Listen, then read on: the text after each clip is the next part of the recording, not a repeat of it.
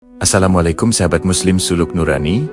Semoga selalu dirahmati Allah Subhanahu wa Ta'ala. Di setiap langkah yang tampak baik, seringkali ada ruang batin yang belum sepenuhnya selesai. Di setiap perubahan yang terlihat benar, ada perjalanan hati yang masih mencari arah pulang.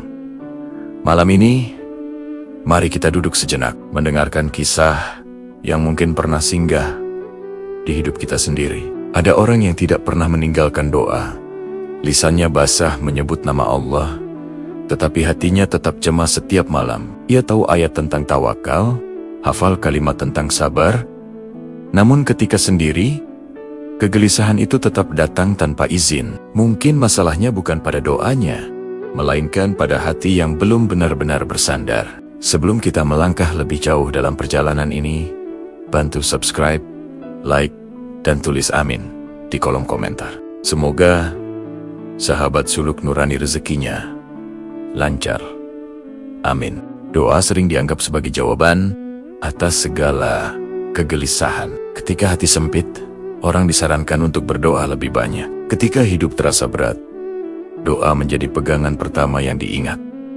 Tidak salah. Namun, ada kalanya doa yang rajin tidak serta-merta menghadirkan ketenangan. Justru setelah berdoa, kegelisahan itu tetap tinggal, seolah tidak tersentuh oleh kalimat-kalimat yang dilangitkan. Seseorang bisa terbiasa berdoa dengan lisan yang fasih, tetapi hatinya tetap berlari kemana-mana. Doa dibaca, namun pikiran sibuk menghitung kemungkinan terburuk. Harapan disampaikan, tetapi bersamaan dengan itu, ketakutan dipelihara. Disinilah muncul rasa bingung yang halus. Jika doa adalah ibadah, mengapa hati masih sesak setelahnya? Banyak orang tidak menyadari bahwa doa sering dilakukan sebagai permintaan, bukan sebagai sandaran. Ada jarak tipis antara berharap dan menggantungkan diri. Ketika doa hanya menjadi daftar keinginan, hati tetap memikul beban hasil. Ia berdoa, tetapi masih ingin mengendalikan segalanya,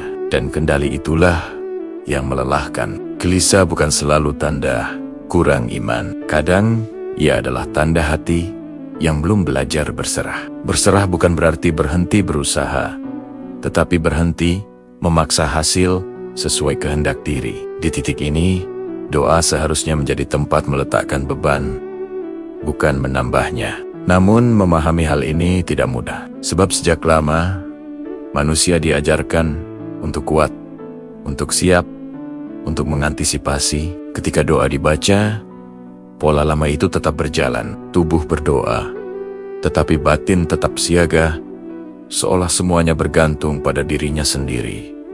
Inilah awal kegelisahan yang tidak disadari. Doa dilakukan, tetapi hati belum berani melepaskan. Dan selama hati belum berani melepaskan, ketenangan akan terasa asing.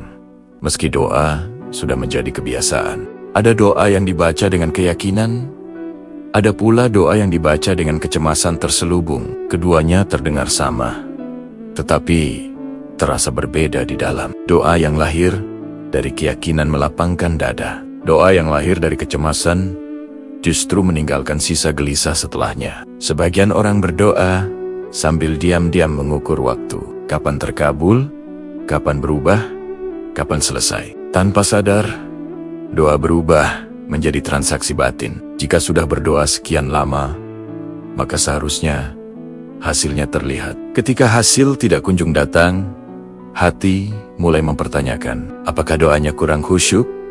Atau apakah dirinya kurang layak? Pertanyaan ini pelan-pelan menggerogoti ketenangan. Doa yang seharusnya menjadi tempat aman, justru menjadi sumber tekanan. Bukan karena Allah tidak mendengar, tetapi karena hati terlalu sibuk menuntut jawaban dalam bentuk tertentu. Ada hal yang jarang disadari, bahwa terkadang ketenangan bukan datang setelah doa dikabulkan, melainkan saat hati berhenti mengatur bagaimana doa itu seharusnya dijawab. Selama hati masih bersyarat, gelisah akan tetap tinggal. Ini tidak memberi jawaban. Ia hanya memberi bayangan bahwa ada sesuatu yang keliru dalam cara hati berdiri di hadapan Allah, bahwa mungkin selama ini doa dilakukan dari posisi yang salah, bukan sebagai hamba yang bersandar, tetapi sebagai pengatur yang berharap didukung. Semakin lama, kegelisahan itu menjadi kelelahan yang samar.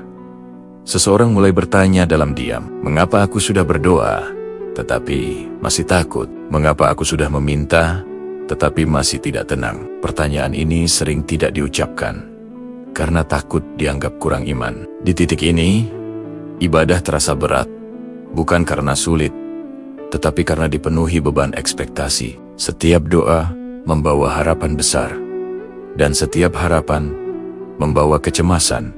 Jika tidak terpenuhi, hati tidak diberi ruang untuk bernapas. Ia terus diminta percaya, sambil diam-diam diminta waspada. Kelelahan ini memuncak ketika seseorang menyadari bahwa ia lebih sering memikirkan kemungkinan gagal daripada kemungkinan ditenangkan. Doa dibaca, tetapi pikiran tetap sibuk mengatur skenario.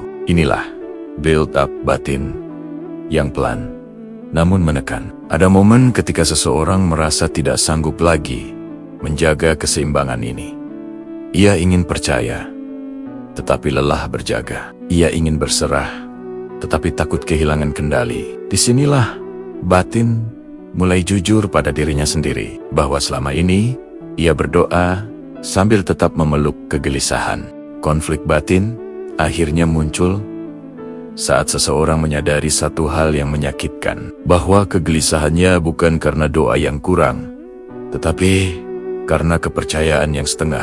Ia percaya kepada Allah, tetapi belum mempercayakan sepenuhnya. Kesadaran ini meruntuhkan satu keyakinan lama, bahwa iman berarti tidak boleh takut. Padahal, ketakutan adalah bagian dari menjadi manusia. Yang membedakan hanyalah kepada siapa ketakutan itu diserahkan. Selama ketakutan dipeluk sendiri, doa hanya menjadi kata-kata.